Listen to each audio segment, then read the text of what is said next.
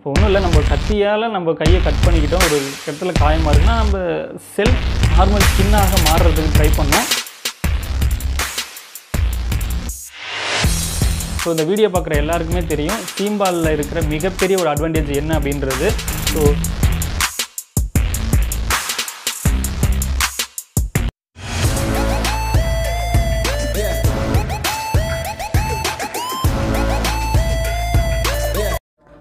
One minute, நான் video edit பண்ணும்போது தான் கவனித்தேன். நான் வீடியோ முழுக்க கொலஸ்ட்ரம் அப்படின்றத கொலஸ்ட்ரீம் அப்படின்னு சொல்லியிருப்பேன்.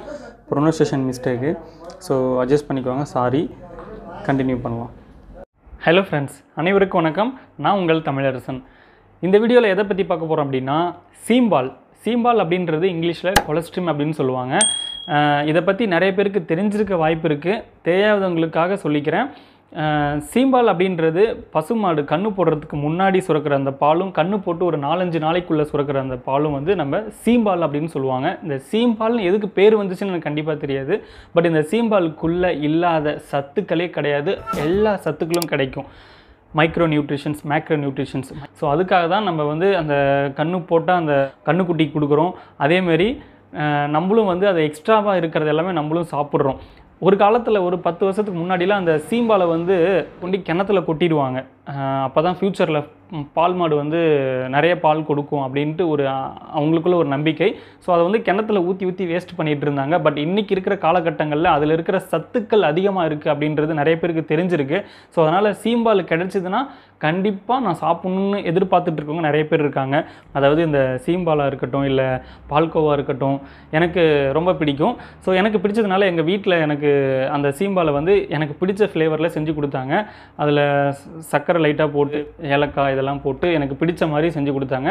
அது சாப்பிட்றதுக்கு அவ்வளோ டேஸ்ட்டாக இருக்கும். இந்த கொலஸ்ட்ரீமில் இல்லாத சத்துக்களே கிடையாது அப்படின்னு நான் சொல்லியிருந்தேன். நிறைய சத்துக்கள் இருக்குது.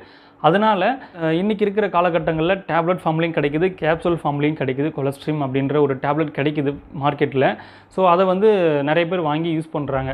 இப்போ நான் உங்களை இந்த டேப்லெட்டை வாங்கி போடுங்க அப்படின்னு நான் சொல்ல வரல. நான் என்ன சொல்ல வரேன்னா, அதாவது இந்த சீம்பாலில் இருக்கிற நன்மைகள் வந்து அவ்வளோ இருக்குது. ஸோ அதை வந்து நமக்கு கிடைச்சிதுன்னா அவாய்ட் பண்ணாதீங்க, அதை முடிஞ்ச வரையும் சாப்பிடுங்க. அதில் முக்கியமாக நான் சொல்ல வர்றது என்னென்னா, இந்த சீம்பால் சாப்பிட்றதுனால நிறைய புது முடிகள் வளர்ந்து வருது, ஹேர் ரீக்ரோத் நிறைய வருது அப்படின்னு சொல்லிட்டு கண்டுபிடிச்சிருக்காங்க. அது வந்து ஏற்கனவே நிறைய பேர் தெரிஞ்சதுனால தான் அது வந்து கேப்சூல் ஃபார்மில் ரெகுலராக டாக்டர் வந்து சஜஷன் கொடுக்குறாங்க. நம்மளுடைய இந்த சீம்பால் வந்து நம்ம பாடியில் என்ன பண்ணும் அப்படின்னா, ஜென்ரல் இம்யூனிட்டி பவரை வந்து இம்ப்ரூவ் பண்ணும். ஆன்டிபயோட்டிக்காக யூஸ் ஆகுது, ரைட், ஓகே. பட் நம்ம பாடியில் வந்து எப்போவுமே ஆட்டோ இம்யூன் பவர் அப்படின்னு சொல்லுவோம். தானாகவே நம்ம உடம்புல ஆட்டோ இம்யூன் பவர் எல்லாத்துக்குமே இருந்துட்டு தான் இருக்கும். பட் அது இருக்கிற லெவல்னு ஒன்று இருக்குது.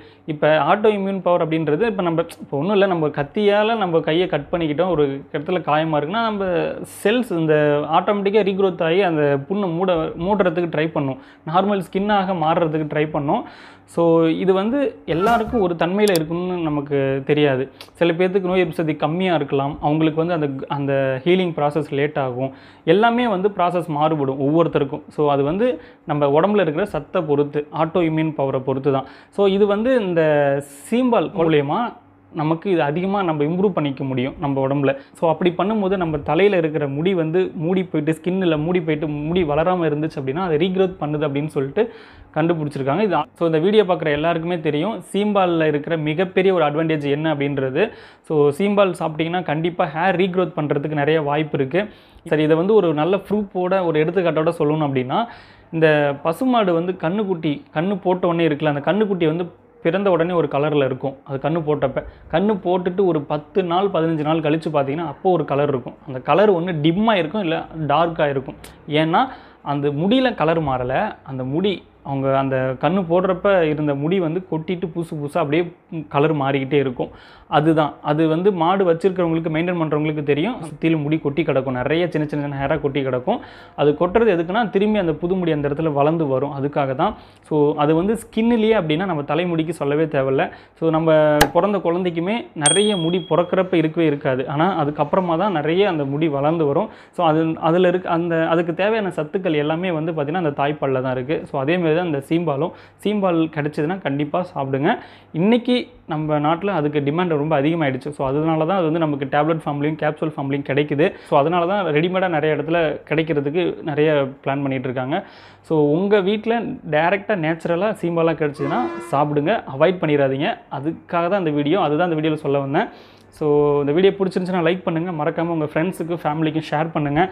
அடுத்த வீடியோவில் உங்களை சந்திக்கிற வரை உங்களுக்காக காத்திருப்பது நான் உங்கள் தமிழ்.